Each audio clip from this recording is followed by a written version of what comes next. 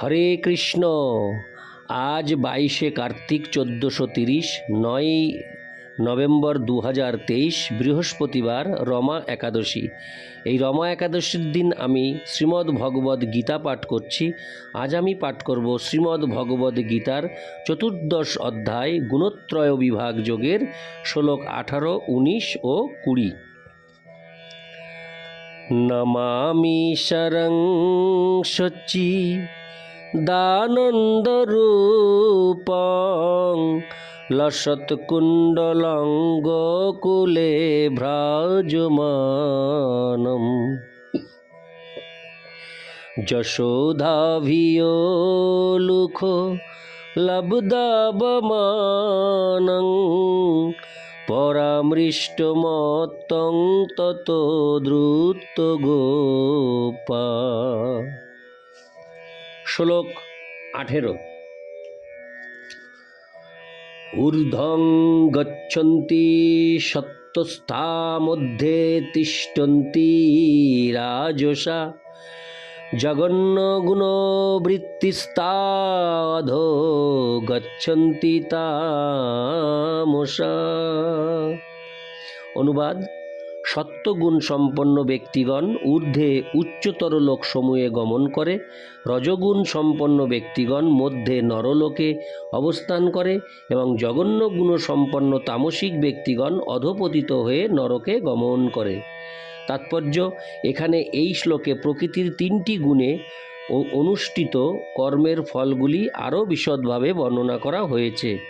এই জগতের ঊর্ধ্বে স্বর্গলোক আছে, যেখানে সকলেই অত্যন্ত উন্নত। সত্যগুণের মাত্রা অনুসারে জীব এই উচ্চতর লোকসমূহের ভিন্ন ভিন্ন লোকে উন্নীত হয়। সর্বোচ্চ লোক হচ্ছে সত্যলোক বা ব্রহ্মলোক, যেখানে এই ব্রহ্মাণ্ডের প্রধান পুরুষ ব্রহ্মা বাস করেন। আমরা ইতিমধ্যেই দেখেছি যে ব্রহ্মলোকের অতি আশ্চর্যজনক জীবনযাত্রার কোনো হিসাব নিকাশি আমরা করতে পারি না। শ্রেষ্ঠ অবস্থা সত্যগুণ আমাদের সেই স্তরে উন্নীত করতে পারে। রজগুণ মিশ্রিত এই সত্য ও তমগুণের অন্তর্বর্তী। রজগুণ মিশ্রিত এটি সত্য ও তমগুণের অন্তর্বর্তী। মানুষ কখনো সর্বতোভাবে নির্মল হতে পারে না, কিন্তু সে যদি সম্পূর্ণভাবে রজগুণে স্থিত থাকে, তাহলে সে কেবল একজন রাজা অথবা একজন ধনী ব্যক্তিরূপে এই পৃথিবীতে অবস্থান করবে। কিন্তু এই গুণটি মিশ্রিত হওয়ার ফলে মানুষ নিম্নগামীও হতে পারে। এই জগতের রাজসিক বা তামসিক মানুষেরা যন্ত্রের সাহায্যে জোর করে উচ্চতর লোকে যেতে পারে না। রজগুণের মানুষের পরবর্তী জীবনে উন্মাদ হয়ে যাবারও সম্ভাবনা থাকে।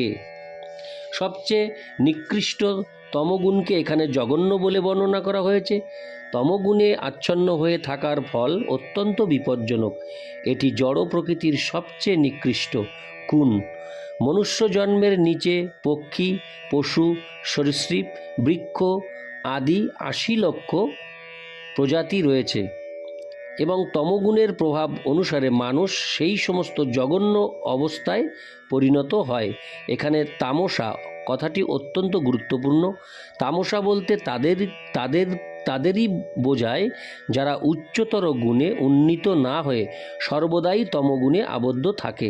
তাদের ভবিষ্যৎ অত্যন্ত অন্ধকারাচ্ছন্ন।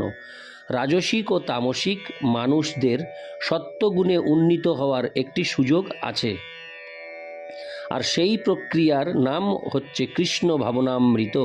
কিন্তু যে এই সুযোগের সদ্ব্যবহার করে না, সে অবশ্যই নিকৃষ্ট গুণে আচ্ছন্ন হয়ে থাকবে। ইতি শ্লোক 18। শ্লোক 19। নান্যং গুণেভ্যো কর্তারং যদা দ্রষ্টানুপশ্যতি গুণেভ্যশ্চ পরং বেত্তি মদ্ভাবং সোऽধিগচ্ছতি। অনুবাদ: যখন কেউ দর্শন করেন যে প্রকৃতির গুণসমূহ ব্যতীত কর্মে অন্য কোনো কর্তা নেই, এবং যখন তিনি এই সমস্ত গুণের অতীত পরমেশ্বর ভগবানকে জানতে পারেন, তখন তিনি আমার পরা প্রকৃতি লাভ করেন। তাৎপর্য: প্রকৃত তত্ত্বজ্ঞানী পুরুষের কাছ থেকে জড় প্রকৃতির গুণগুলি সম্বন্ধে যথার্থভাবে অবগত হওয়ার ফলে গুণের প্রভাব থেকে সম্পূর্ণভাবে মুক্ত হওয়া যায়। প্রকৃত গুরুদেব হলেন শ্রীকৃষ্ণ এবং এই দিব্যজ্ঞান তিনি অর্জুনকে দান করছেন। তেমনি যারা সম্পূর্ণরূপে কৃষ্ণ ভাবনাময়, তাদের কাছ থেকেই প্রকৃতির গুণের পরিপ্রেক্ষিতে কর্ম সম্বন্ধীয় এই বিজ্ঞানের শিক্ষা লাভ করা উচিত। তা না হলে জীবন বিপদগামী হবে। সদ্গুরুর কাছ থেকে শিক্ষা লাভ করার মাধ্যমে জীব তার চিন্ময় স্বরূপ, তার জড়দেহ, তার ইন্দ্রিয় সমূহ, তার বদ্ধ অবস্থা ও জড় প্রকৃতির গুণের দ্বারা তার মোহাচ্ছন্নতা সম্বন্ধে অবগত হতে পারে। এই সমস্ত গুণের দ্বারা আবদ্ধ হয়ে পড়ার ফলে সে অসহায়, কিন্তু সে যখন তার যথার্থ স্বরূপ দর্শন করতে পারে তখন সে পারমার্থিক জীবন লাভ করার সুযোগ পেয়ে অপ্রাকৃত স্তরে উন্নীত হতে পারে। প্রকৃতপক্ষে জীব তার বিভিন্ন কর্মের কর্তা নয়, জড় প্রকৃতির কোনো বিশেষ গুণের দ্বারা পরিচালিত কোনো বিশেষ দেহে অধিষ্ঠিত হওয়ার ফলে সে কর্ম করতে বাধ্য হয়। যতক্ষণ পর্যন্ত না মানুষ সদ্গুরুর সহায়তা লাভ করছে ততক্ষণ পর্যন্ত সে তার যথার্থ স্থিতি সম্বন্ধে কোনো মতেই অবগত হতে পারে না। সদ্গুরুর সঙ্গ লাভ করার ফলে সে তার প্রকৃত অবস্থা সম্বন্ধে অবগত হতে পারে এবং তার ফলে সে পূর্ণরূপে কৃষ্ণ ভাবনাময় হতে পারে। কৃষ্ণ ভাবনাময় ভক্ত জড় প্রকৃতির গুণের দ্বারা পরিচালিত হন না। সপ্তম অধ্যায় ইতিমধ্যে বর্ণিত হয়েছে যে শ্রীকৃষ্ণের পাদ ও পদ্মে যিনি আত্মসমর্পণ করেছেন তিনি জড় প্রকৃতির সমস্ত কর্মের প্রভাব থেকে মুক্ত। তাই যিনি যথাযথভাবে সব কিছু দর্শন করতে পারেন তিনি ধীরে ধীরে জড় প্রকৃতির প্রভাব থেকে মুক্ত হন। ইতি শ্লোক 19। শ্লোক 20। গুণানেতানতীত্য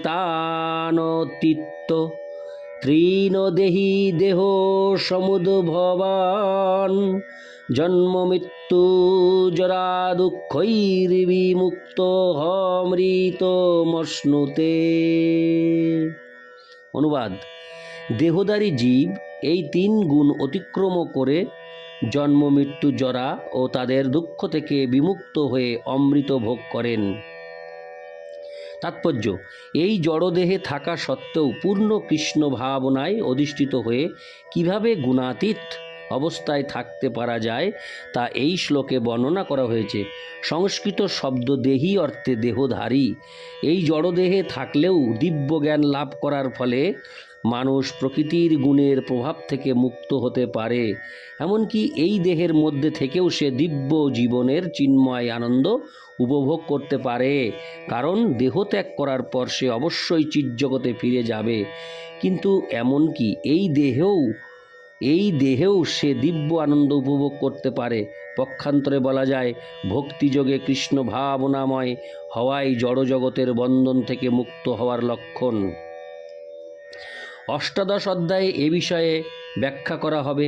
কোনো মানুষ যখন জড় প্রকৃতির গুণের প্রভাব থেকে মুক্ত হন তখন তিনি ভক্তিযোগে ভগবানের সেবায় যুক্ত হন। ইতি শ্লোক 20। নমামি শরং সচ্চি দানন্দরূপং লসৎকুণ্ডলং গোকুলে ভ্রাজমানম যশোদাভিয়োলুখো লব্ধবমানং